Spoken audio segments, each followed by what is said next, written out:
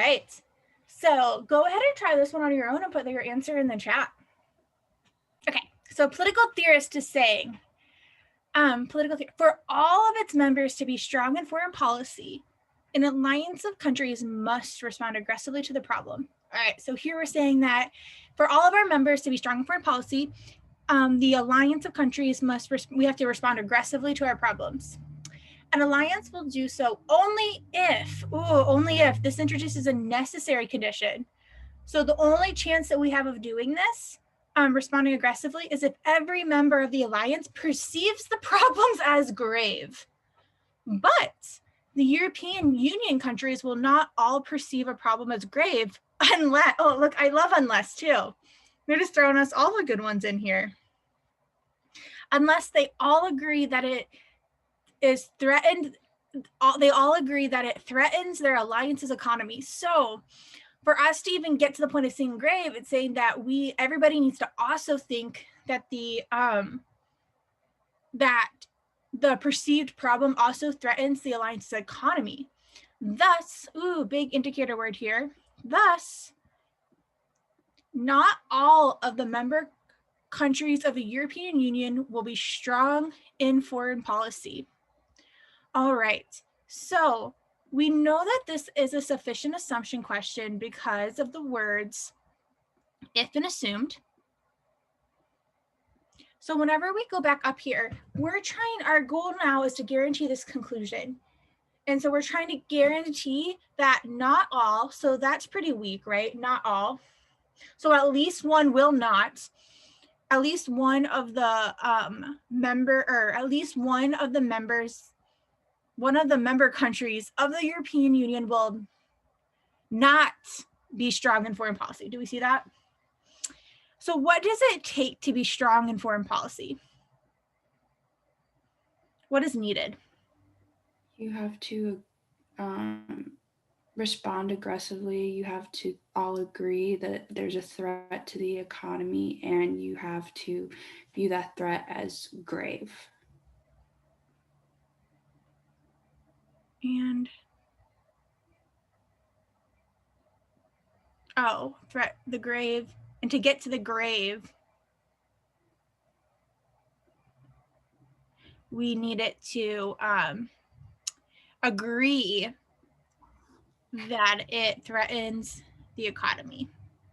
So if we're trying to get to not all of the members will be strong in foreign policy, what could we predict that would guarantee this about the members of the European Union? What could we say about them? They don't all agree. Yeah, any one of these things, right? If we say any one of these things, it would guarantee this conclusion. All right, so let's walk through these answer choices. A, countries that refuse to join alliances generally respond more aggressively to problems. Okay, do we care about countries that do not join alliances? No, irrelevant. B, countries become less aggressive in foreign policy if greater wealth leads them to think that they have more to lose by responding to problems aggressively. Okay, does this have anything to do with the European Unions? Nope, so it can't be B. All right, let's skip to E.